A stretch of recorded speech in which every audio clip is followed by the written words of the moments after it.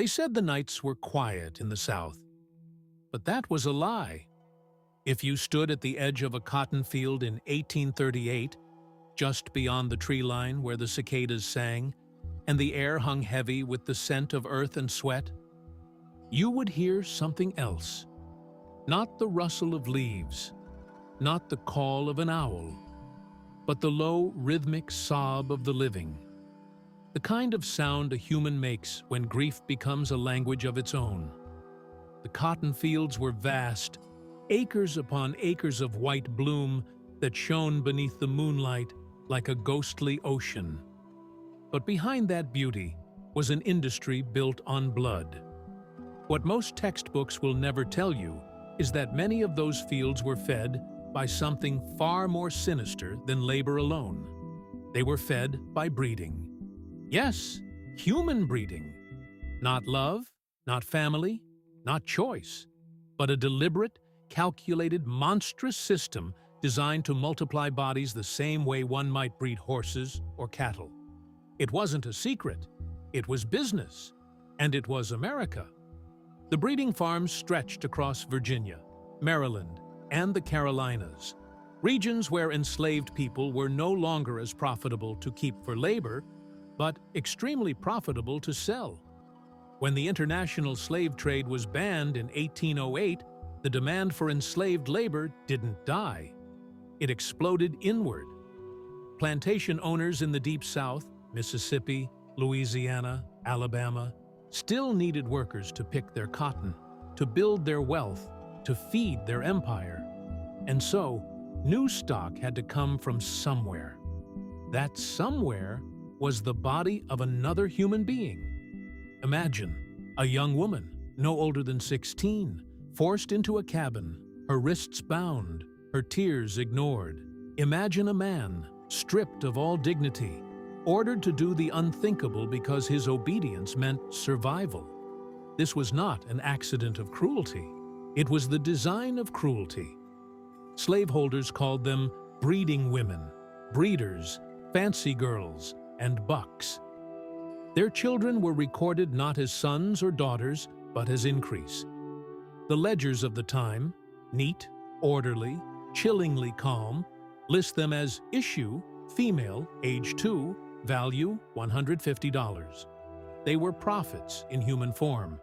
But this story is not just about economics or cruelty. It's about the endurance of the human spirit inside the deepest imaginable hell. Because even in those places where names were erased and bodies were catalogued, there was resistance.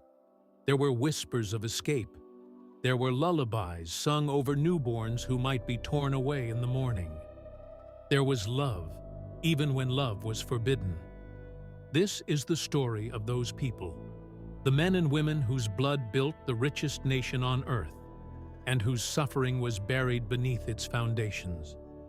It is the story of the Cotton Empire, of the breeding farms that fueled it, and of the generations who carried that legacy in silence.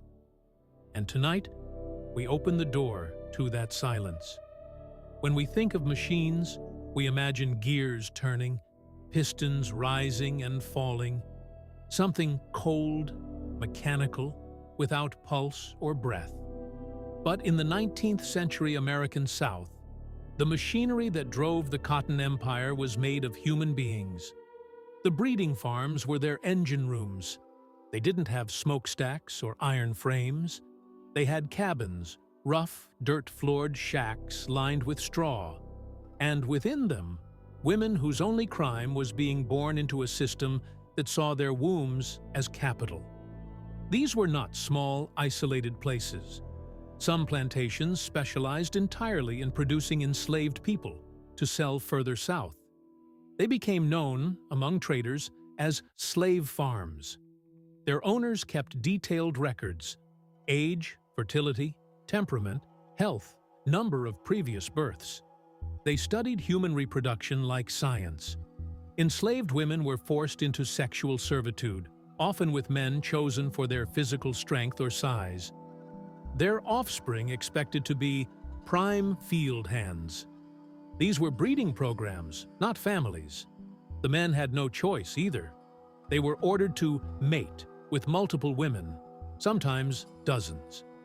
Refusal could mean the whip, the stocks, or worse. Some broke down, others went numb, their humanity chipped away until they could barely recognize themselves. The women bore children who were taken before they could even remember their mothers' faces. The cycle repeated endlessly. The pain multiplied.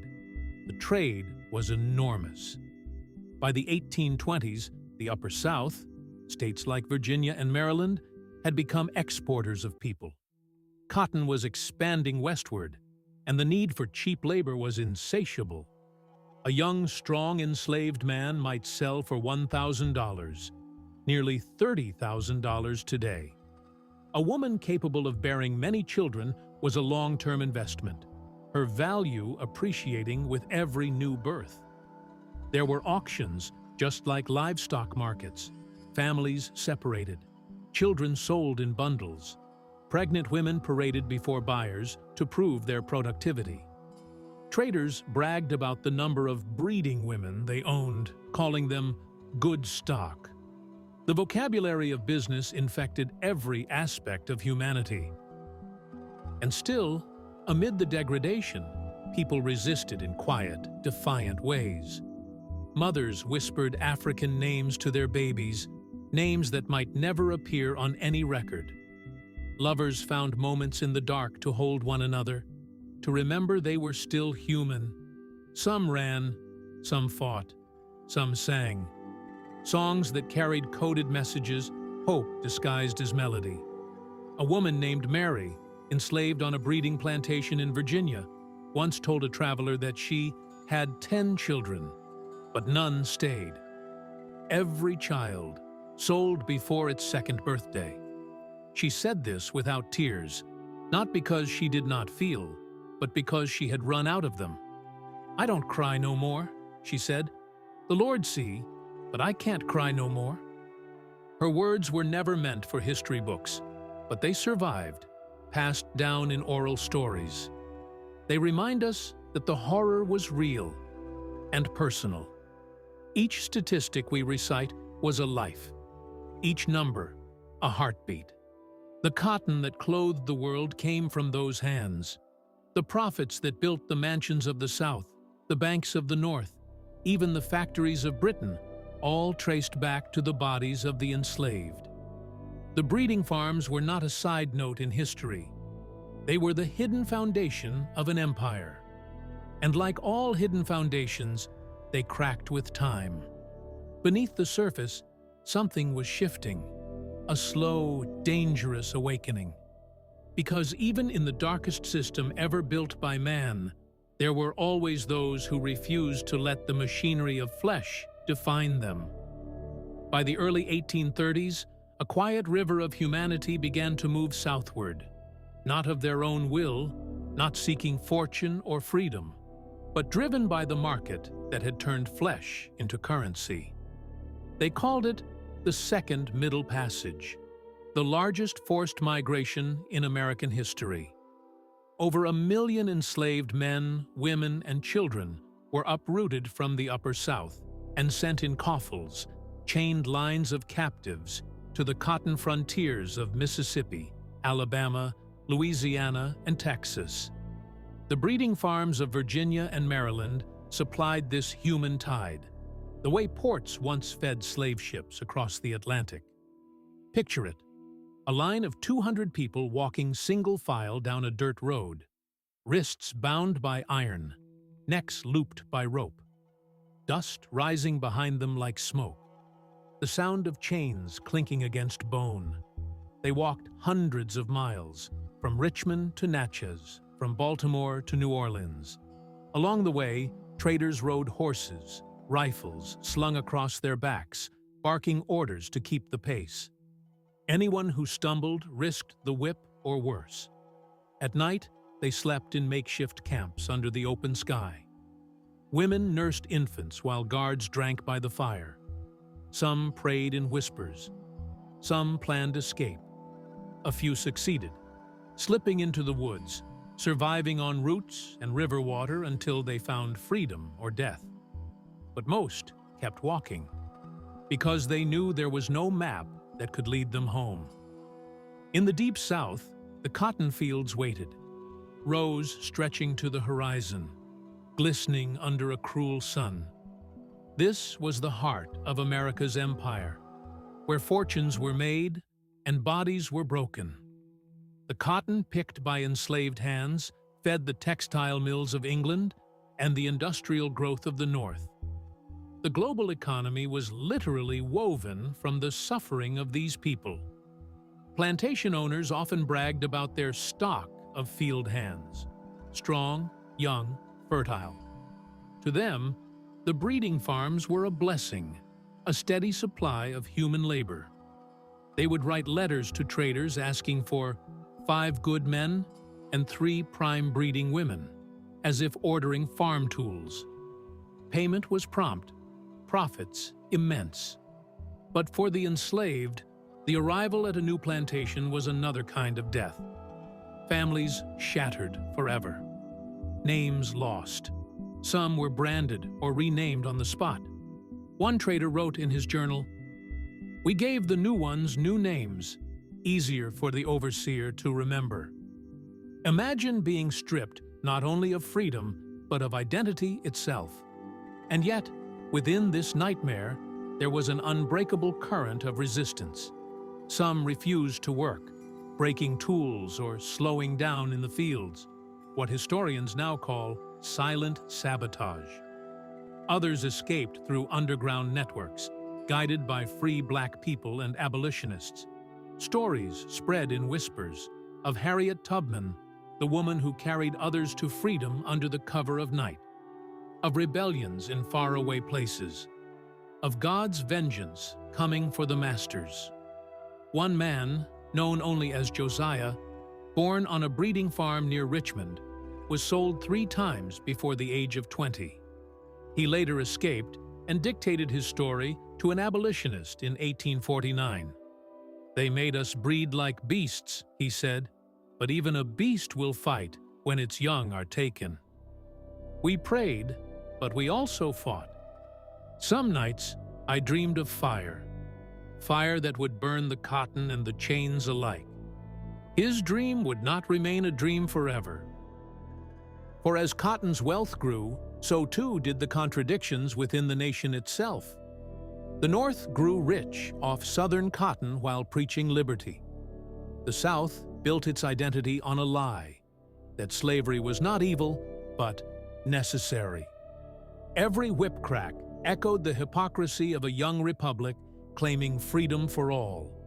And under the weight of that hypocrisy, something was beginning to fracture, not just in the fields, but in the conscience of America itself. By the 1840s, the Cotton Kingdom ruled the American South like a god of blood and money.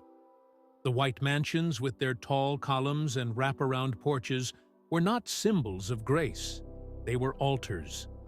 Every plank, every polished stair was bought with the price of another human soul. But in the quiet corners of those same plantations, something else was taking root. Whispers? Songs? Secrets carried on the wind through the cotton rows.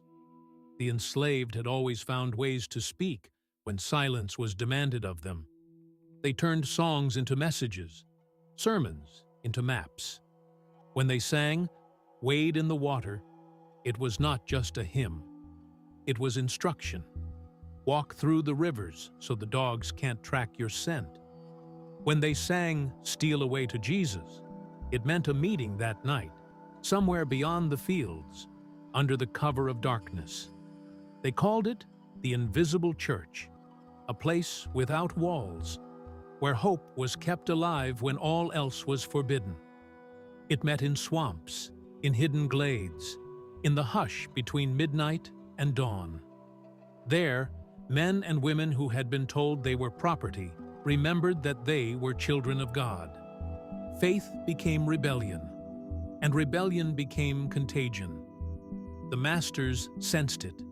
They felt it in the stillness of the fields, in the quiet defiance of a bowed head that did not tremble enough, in the rhythm of the songs whose meanings they could not decode.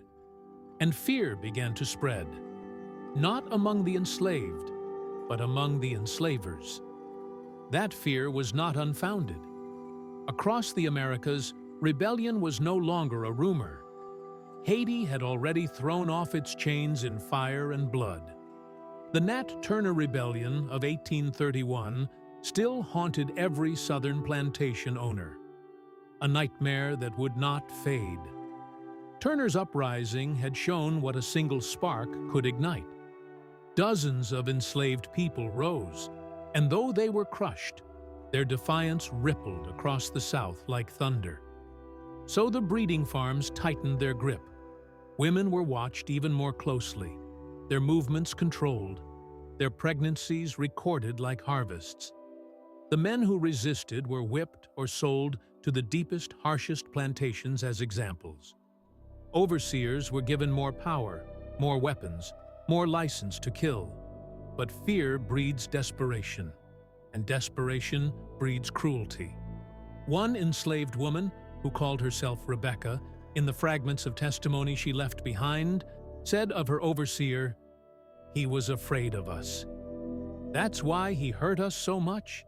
He was scared we might remember what we was." And she was right.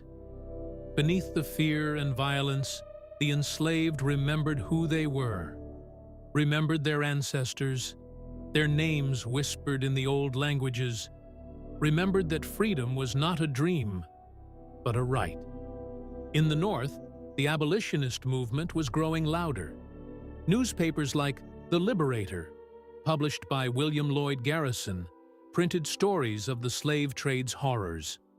Escaped men and women, Frederick Douglass, Harriet Jacobs, Solomon Northup, told the world what they had seen. Each story cracked the facade of Southern gentility, revealing the rot beneath. Yet for every voice raised in the North, there were 10 more silenced in the South. Postmasters refused to deliver abolitionist papers. Talking of freedom could mean death. Churches preached obedience. And still, the songs continued, defiant, unbroken. Meanwhile, the cotton exports swelled. England's factories could not spin fast enough to keep up with the raw bales arriving from New Orleans. The economy of an entire world depended on those plantations, and, by extension, on the breeding farms that fed them with life after stolen life. But no system built on such horror can last forever. Cracks were spreading. The enslaved were listening, learning, waiting. And the masters, for all their wealth, could feel the ground shifting beneath them. The whisper had become a hum, and soon that hum would roar. By the 1850s, America stood on a fault line. Every bale of cotton, every chained wrist, every child sold from a breeding farm added weight to the tremor beneath the nation's feet. The country was divided not just by geography, but by conscience, by the unbearable question of what freedom truly meant. The South saw itself as invincible. Cotton prices soared. Riverboats rolled down the Mississippi, stacked high with bales that glowed like gold in the setting sun. The planters held their banquets, toasted their fortunes, and spoke of our way of life, never daring to call it what it was, a civilization built on captivity.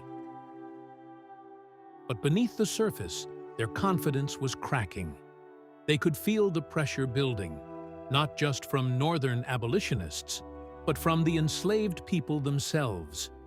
Whispers had become organized networks.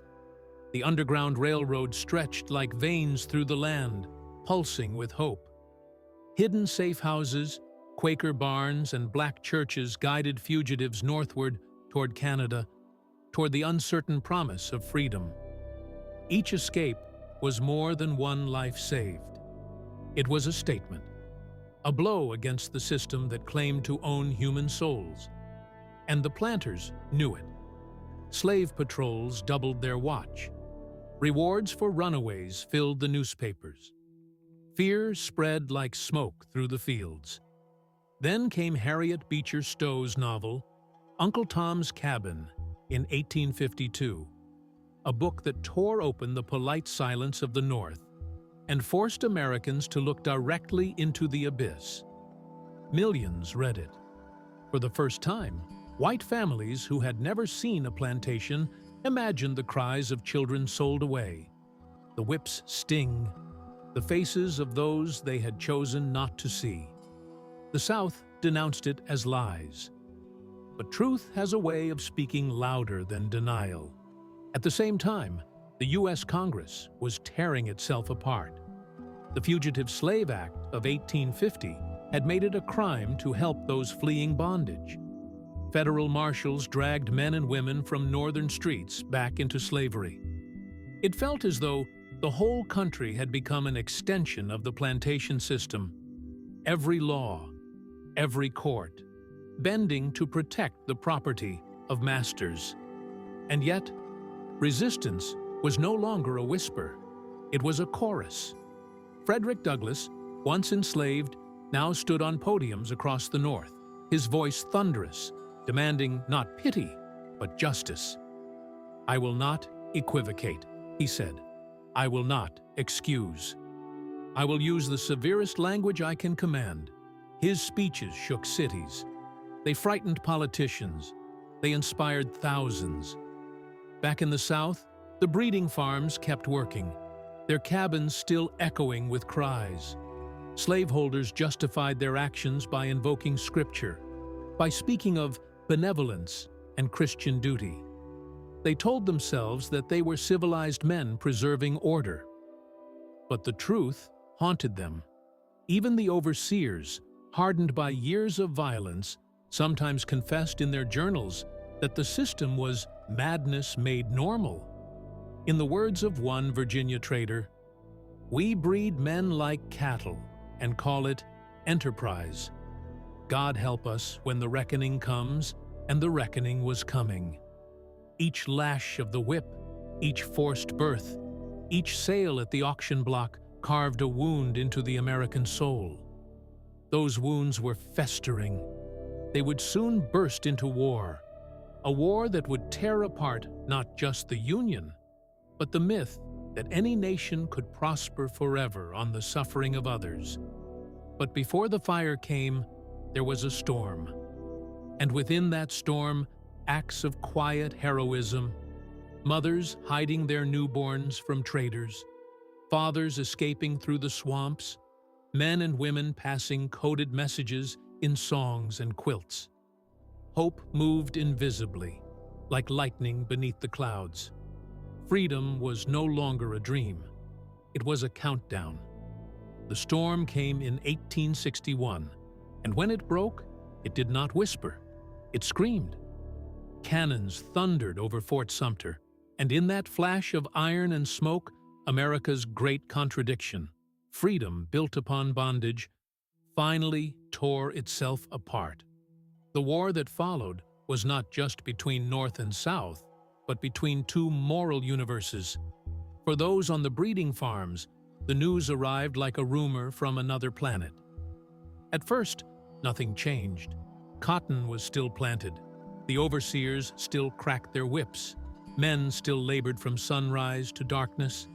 Women still bore children who might be taken before they could walk.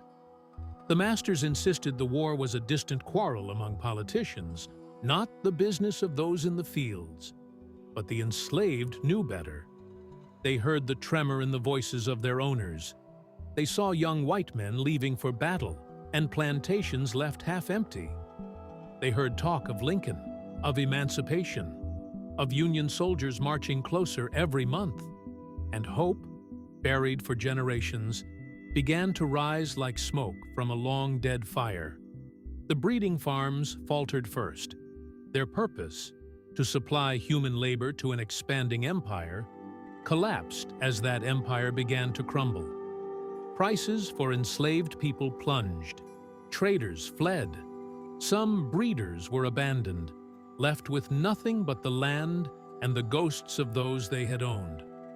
Others tried to sell their human stock quickly, flooding markets that no longer existed. For the enslaved, chaos was a door.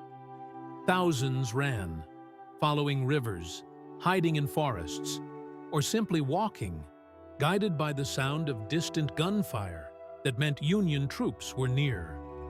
Some reached the military lines and were taken in as contrabands of war, offered work, food, and the first fragile taste of liberty. Imagine what that first breath of freedom felt like. After generations of forced birth, of chains and auctions, of being treated as livestock, suddenly the horizon opened. The fear didn't vanish, but something else returned. The sense that life could belong to its own pulse again. In 1863, when Abraham Lincoln issued the Emancipation Proclamation, it spread through the South like a whisper that became a shout. Not everyone heard it immediately. Not everyone believed it. But to those who did, it was scripture. Free. The word rolled awkwardly off tongues that had never been allowed to say it. For many, freedom meant walking away from the place that had tried to destroy them. Sometimes barefoot, sometimes carrying a child, sometimes nothing but the will to move forward. Some of the old breeding farms burned, not by armies, but by the people who had once been owned there. Flames licking up the walls that had witnessed centuries of cruelty. There are records, scant but real, of men and women who returned to those farms after the war, not to live, but to make sure they would never rise again. One Union officer wrote of a Virginia estate found empty and silent, every house put to the torch by its own former slaves. The war itself was a nightmare of blood. Over 600,000 dead, towns turned to ash, fields trampled by armies. But within that devastation was rebirth. The Cotton Empire fell to ruin. The great markets of human flesh were gone. And yet, what had been done could not simply be undone. Freedom was proclaimed, but trauma remained. The people who had been forced to breed generations of laborers now had to rebuild families from the fragments left behind. Mothers searched for children sold decades earlier. Men who had escaped returned to find the women they loved. Entire communities began to form from the wreckage, free at last, but haunted by what freedom had cost. And though the chains were broken, the scars remained visible, in the soil, in the songs, in the silence of memory. America was free, but it was not whole. Because how could it be when its wealth had been built on the bones of the stolen? When the guns fell silent in 1865, the air across the South carried a strange stillness. The fields were empty, the cotton unpicked, and the mansions that had once gleamed with wealth now stood hollow, their white columns streaked with soot and rain. The Confederacy was gone, but so was everything that had defined life for millions of people, both enslaved and free. For the newly emancipated, the moment was too large for celebration. It was something rawer, quieter, a breath drawn after generations of suffocation. But the question came almost immediately. What now? Freedom had arrived, but not land, not money, not safety. The same men who had traded human lives now returned to their estates, pockets empty, but pride intact. They told themselves the war had changed nothing essential. And when federal troops withdrew, many of them began to rebuild the old order, this time under a new name: sharecropping. It sounded fair, even just. A freed family could rent a small plot, plant cotton, and give a portion of the harvest to the landowner. But in truth, it was a trap. The landowners controlled the tools, the seeds, the credit, and the prices. At the end of the season, most sharecroppers found themselves in debt, tied once again to the same soil that had enslaved them. The breeding farms were gone, but their logic, the idea that black bodies existed for someone else's profit, had not died. It had simply evolved. The laws evolved with it. Black codes spread through the South, restricting movement, labor, and behavior. Vagrancy laws allowed police to arrest freedmen who could not prove employment, and once arrested, they could be leased to plantations or railroads in a new system called convict leasing. It was slavery by another name, dressed in the language of justice. And beneath it all lay the unspoken legacy of the breeding farms, the trauma carried in bloodlines, in memory, in silence. Women who had been forced to bear children for profit now faced a new kind of struggle, to claim motherhood as something sacred again, not a transaction. Men who had been ordered to mate now had to learn what it meant to be fathers, to build families without fear of them being sold away. Some never found the words. Others turned to the church, to the land, to the music that had always carried them through pain. Out of that grief, an entire culture began to rise. The roots of gospel, blues, and spirituals, songs that mourned but also defied, that spoke of suffering and salvation in the same breath. A preacher in Georgia once told his congregation in 1871, "We are free now, but we carry Egypt inside us. The Pharaoh is gone, but his shadow walks beside us still." And he was right. The shadow of slavery lingered in the laws, in the land, in the hearts of those who refused to see the humanity of their neighbors. Lynch mobs rose.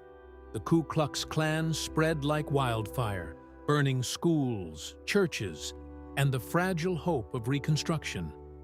Yet even then, especially then, the people endured. They built schools from nothing, taught their children to read, to write, to dream. Freedmen's towns appeared on maps, tiny, stubborn islands of independence. They wrote letters to find lost relatives, posting notices in newspapers. "Seeking my daughter," sold in Richmond in 1858. Some of those letters found answers. Many did not, but they kept searching, because survival was not enough anymore. They wanted life. And though the old world tried to rebuild itself from the ashes, something fundamental had shifted. The children of those who had been bred for labor now walked roads their ancestors could not, carrying names of their own choosing. Still, the silence about what had happened, the breeding farms, the forced births, the deliberate manipulation of life itself, settled over the nation like fog. It was easier to speak of freedom won than of the horror that preceded it. Easier to celebrate Lincoln than to remember Mary, or Josiah, or Rebecca. But history does not rest quietly. It waits. And even a century later, the soil of the South would still remember. The 20th century arrived dressed in promises: railroads, factories, electric lights. America declared itself a modern nation, a land of opportunity. But beneath its progress, the old ghosts still stirred. The cotton still grew. The songs still carried sorrow. And the descendants of the enslaved still walked the same red clay roads their ancestors had bled into. In the early 1900s, cotton was no longer picked by enslaved hands, but by sharecroppers, black and poor, who worked the same plantations under different names. The Civil War was a memory, slavery, a subject for history books. Yet the logic of the breeding farms, of control, of exploitation, of human worth measured in profit, survived in new forms: segregation, debt peonage, the violent enforcement of place across the South. The myth of the old plantation began to take shape, a deliberate forgetting. In white imaginations, slavery became nostalgia, hoop skirts, magnolias, loyal servants. The very sites of breeding farms and auction houses were repainted as grand estates and tourist landmarks. It was historical amnesia as national therapy, but the people who carried the truth did not forget. Grandmothers told stories in whispers. Mothers told their children, "Our people were strong." Some knew fragments, a name passed down, a town once fled, a memory of someone who came from Virginia, but never said why. In those fragments lived the history that America refused to see. The Great Migration began, another exodus of millions moving north, this time by train instead of chain. From Mississippi to Chicago, from Georgia to Detroit, from Louisiana to Los Angeles, they carried the South in their bones.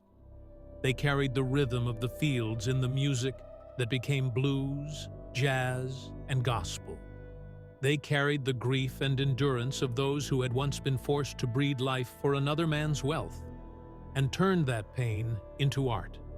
By the 1920s and 30s, Black writers and thinkers began naming the unspoken. W.E.B. Du Bois wrote that the problem of the 20th century is the problem of the color line. He understood that the legacy of slavery was not dead, it had only changed its skin. The social order of the breeding farms still whispered through housing laws, through labor practices, through the quiet cruelty of exclusion. And in every cotton town, that whisper echoed. Lynching became the new terror, a public spectacle meant to remind the freed descendants of enslaved people that their lives were still seen as disposable. The same logic that once priced a man's body now measured it in fear. Photographs of lynchings were sold as postcards. Families gathered to watch. It was the old cruelty in a new costume. Yet resistance evolved too. The voices of Langston Hughes, Zora Neale Hurston, and James Weldon Johnson sang a new kind of freedom, one that remembered. Hurston wrote, "I am not tragically colored. There is no great sorrow dammed up in my soul. It was defiance. To exist, to create, to love, was rebellion against centuries of erasure. In those decades, the children of the breeding farms survivors began to build institutions, schools, businesses, churches that stood as monuments of survival. Each hymn sung in a black church, each classroom opened in a one-room schoolhouse was an act of rewriting history. Still, the silence persisted in white America. It was not that they did not know, it was that they did not want to. The archives of slavery, the ledgers that listed births as increase, the bills of sale, the diaries of traders, gathered dust in courthouses and libraries. They were the bones of a truth too monstrous to face. But time has a way of uncovering what nations bury. By mid-century, as the civil rights movement gathered momentum, young people began to ask the forbidden questions. Where did we come from? Why did they keep us enslaved? What did they do to our mothers, our fathers? And as those questions rose, the silence began to break.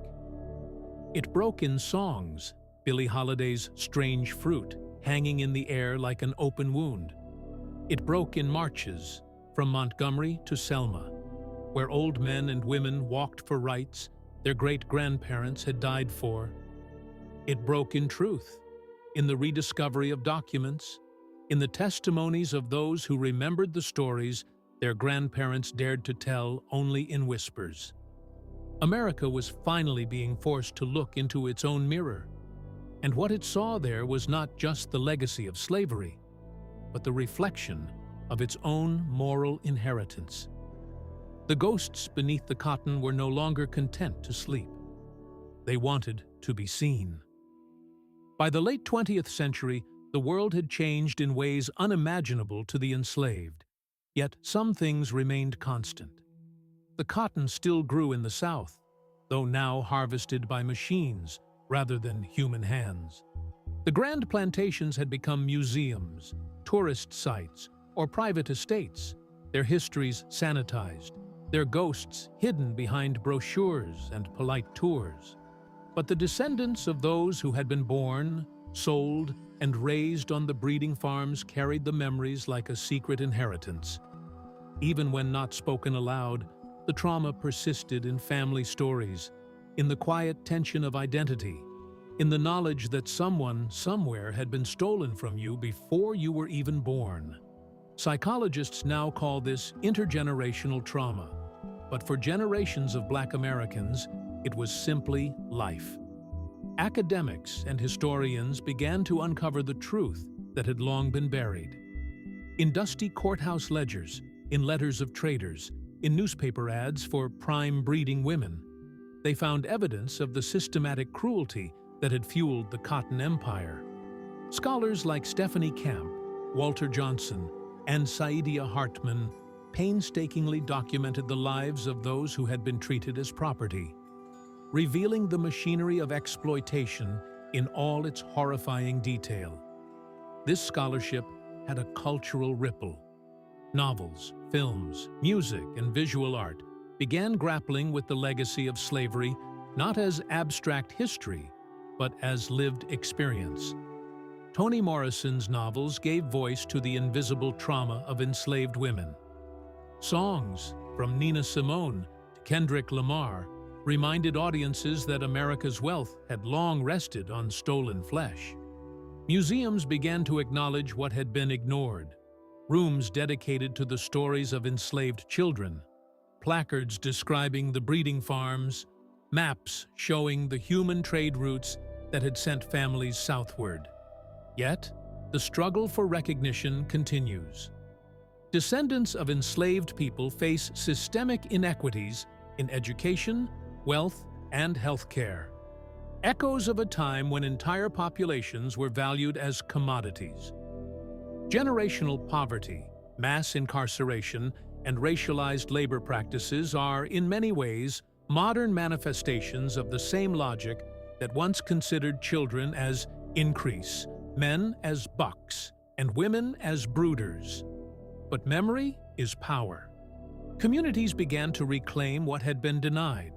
Names, stories, rituals. Oral histories captured by the Works Progress Administration in the 1930s revealed tales of endurance and cunning. Grandmothers told their grandchildren how their great-grandmothers had resisted overseers, hidden newborns, or taught their children the old songs. These songs and stories survived when ledgers and auction bills tried to erase them. Across America, descendants have retraced the paths of forced migration, uncovering the roads that connected the Upper South to the Deep South, the coffles that carried hundreds of people in chains, and the locations of former breeding farms. They've reconstructed genealogies that slavery tried to sever, connecting themselves to parents, grandparents, and siblings they never met, but whose blood flows in their veins. The story of the breeding farms is now finally part of the national conversation. In classrooms, in documentaries, in museums, in lawsuits for reparations, and in personal storytelling. It is a story that confronts the brutal truth. Wealth, power, and industry were built on human suffering, and the consequences of that suffering did not vanish with the end of slavery. And still, there is hope. For every story of cruelty, there is a story of survival. For every ledger that catalogs human beings as property, there is a song, a poem, a family that refused to be erased. For every plantation that tried to crush hope, there is a generation that carries freedom as a sacred inheritance. The ghosts beneath the cotton are no longer silent. They sing. The story of the breeding farms is not a relic of the past. It is alive in the present, in the streets, in the laws, in the culture, in the memory of a people who refused to disappear. Every act of systemic inequality today, every conversation about racial injustice, every statistic on wealth, incarceration, or health disparity is a shadow cast by the centuries of human commodification that began in those cotton fields. Walk through a modern southern town, and you may pass the remnants of a plantation, The grand house, the guest cottages, the wrought iron fences. But beneath the manicured lawns lies a buried history of human suffering. Beneath the rose gardens, under the porches, in the soil itself, are the lives of women who were forced to bear children for profit, men who labored from sunup to sundown, and children sold before they could speak their own names. The land remembers. The wind carries whispers if you listen. In the cities, descendants continue to uncover these legacies. Genealogists trace lines to the enslaved, piecing together fragmented records, auction bills, and diaries to reconstruct families deliberately torn apart. Social movements like Black Lives Matter are modern echoes of the resistance that first emerged in the swamps, fields, and hidden churches of the antebellum South. The fight for recognition, dignity, and equality is a continuation of the struggle of those who survived the breeding farms.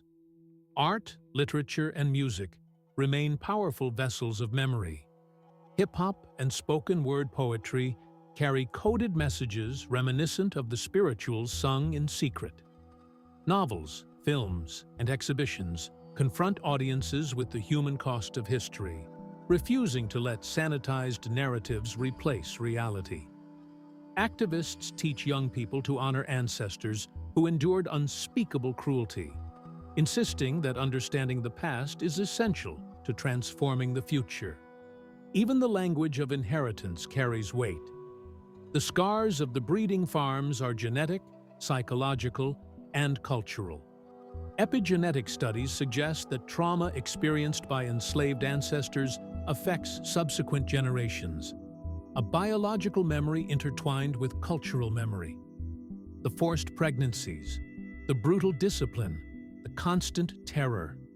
They left an imprint that persists. And yet, so does resilience. Communities, families, and individuals continue to reclaim what was taken: pride, identity, and autonomy. Modern America is still haunted by the logic of those farms. The economy once built on human bodies set patterns of racial inequality that remain stubbornly entrenched. Disparities in wealth, education, and opportunity trace their lineage back to the same fields where mothers whispered names to infants while traders counted their value. A nation that claims freedom must reckon with the truth. The prosperity of some was purchased with the pain of others, and that debt has not been fully repaid. And so, the story comes full circle. The ghosts beneath the cotton no longer sleep. They insist on being heard. They demand recognition. They demand truth. And they demand that their descendants and all of America remember. Wealth built on human suffering carries consequences far beyond the ledger, the auction block, or the plantation house. When we walk past the white blooms of cotton fields, or when we admire the mansions of the Old South, we must not forget. The soil is heavy with memory. The air vibrates with it. The songs that rise from those same lands are louder than any silence imposed by history. Freedom is no longer abstract. It is earned, remembered, reclaimed. And the echoes of those who survived the breeding farms, women, men, and children, remind us that even in the darkest chapters of humanity, endurance, courage, and hope can outlast the cruelty of empires. The story is ours to tell. The truth is ours to carry. And the voices beneath the cotton still sing.